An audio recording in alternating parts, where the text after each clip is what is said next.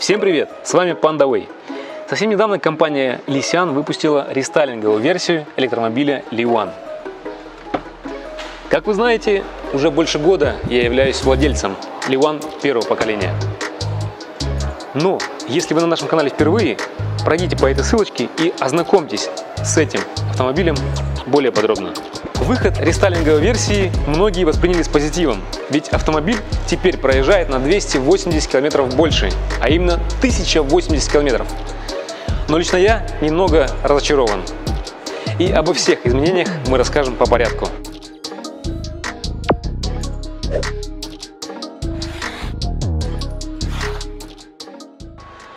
Производители добавили много изменений, и большинство из них положительные. Так почему же я разочарован? Наш канал посвящен электромобилям, не просто так. Мы действительно любим их, и мы считаем, что за ними будущее. Но компания Lysian, похоже, так не считает. И они пошли по пути бензиновых автомобилей, увеличив объем бензобака и оставив прежним емкость батарейки. Лично для меня это очень странно, ведь в 2021 году даже самые бюджетные автомобили проезжают 300 км на одном заряде. А такой относительно дорогой автомобиль, как Li-One, проезжает всего 180 км. Возможно, для кого-то этой дистанции хватит с запасом, но я живу за городом, и мне 180 км не хватает. 300 км на батарейке и остальное на генераторе было бы идеально. Потому что настоящее удовольствие я получаю при езде именно на батарейке. В этом случае вы не слышите ни шум мотора, нет ни вибрации какой-то. Когда подключается генератор, есть небольшой, малейший звук, который исходит от него. Он поступает все-таки в салон. И есть небольшая вибрация. Наверное, одним из главных минусов электромобиля является то, что при долгом использовании вы начинаете замечать все посторонние шумы. Писки, визги, скрипы, вибрации и все прочее. И поэтому, когда запускается генератор, он меня ужасно раздражает. Хоть его и еле-еле слышно. Поэтому 300 километров и остальное на генераторе пускай будет. Идеально. О, да ладно, Лех, это же просто рестайлинг. Надежда умирает последней.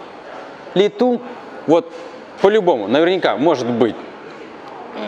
Они постараются сделать батарейку побольше, и тогда уже не 1080 будет полный рейндж, а где-нибудь 1280 с батарейкой на 300. Вернемся к изменениям. Что же получил новый Li-One? Начнем с носа этого прекрасного корабля. Решетка радиаторов была изменена. Немножко другая форма, красиво, плюс, достойно.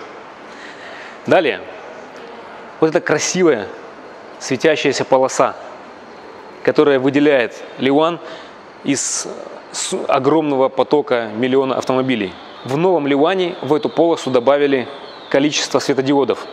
И сейчас она еще стала более яркая, более выраженная и издает более равномерный свет. Одной из самых главных фишек, который получил обновленный Li-One, является радар.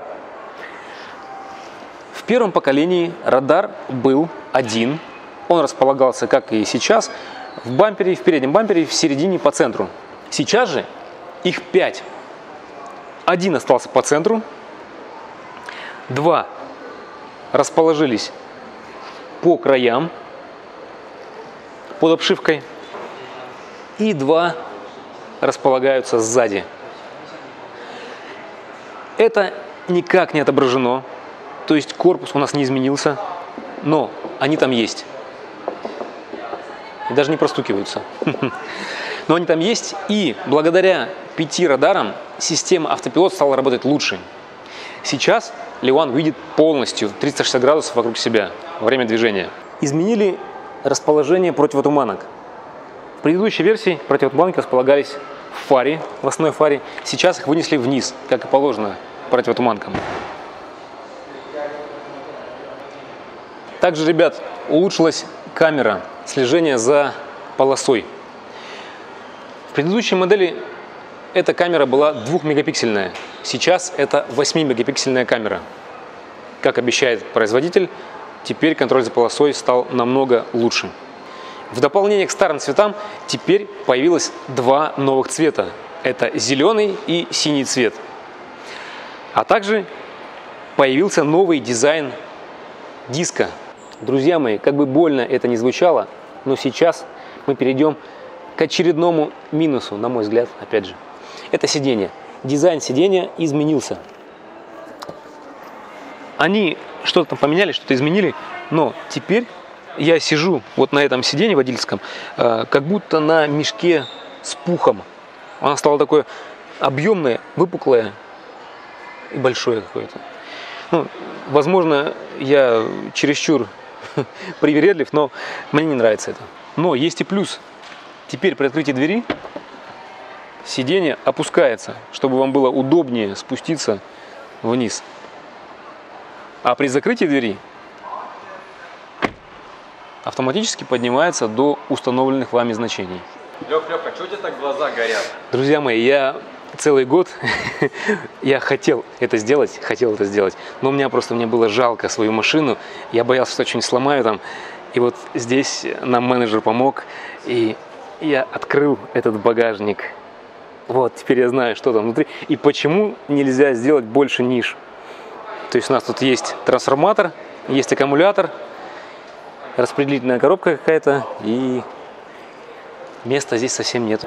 Теперь мое любопытство полностью удовлетворено. Я представляю, как ты это... У тебя ручки теребились. Да. Следующим изменением является управление мультимедией на руле.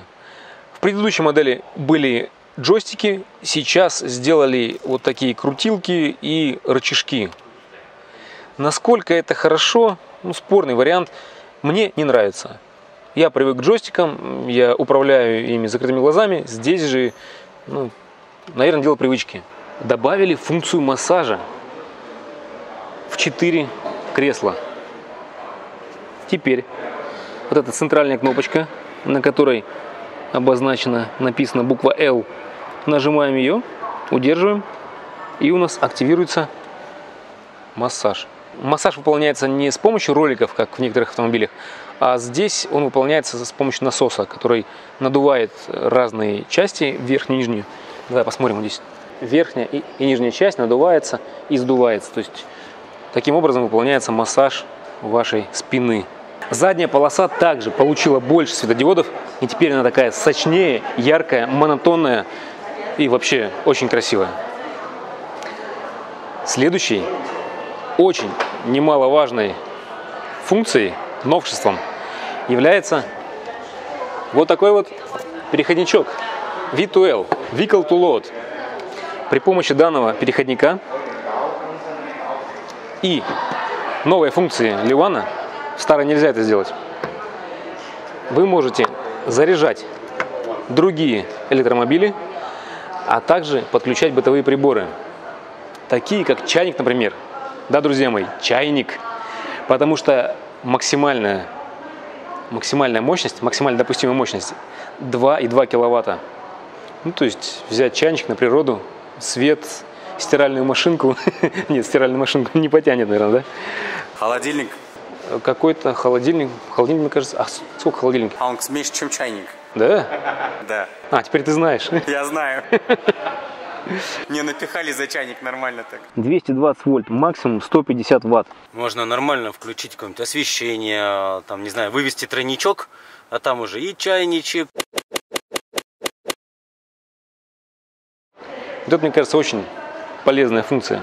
Ну и финальным аккордом мы оставили на закусочку, что дополнили в Ливан. Это увеличенный запас хода. Напомню вам, предыдущая модель проезжает на одной зарядке 180 километров и на генераторе 620 километров. Сейчас же у нас 188 километров на батарейке и 892 километра на бензобаке. Друзья мои, вы спросите, почему же в рестайлинговой версии на батарейке можно проехать 188 километров, а в предыдущей всего лишь 180. 8 километров разница. Батарейка, емкость батарейки не изменилась, осталась той же самой, а именно 40,5 киловатт-часов. Так вот, Удалось это сделать за счет измененного заднего мотора.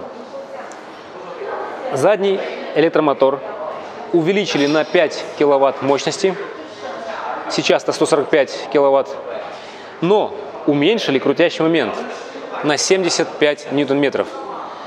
Благодаря этому получилось сделать более компактный мотор и удалось увеличить объем бензобака. И теперь он 55 литров 95-го бензина.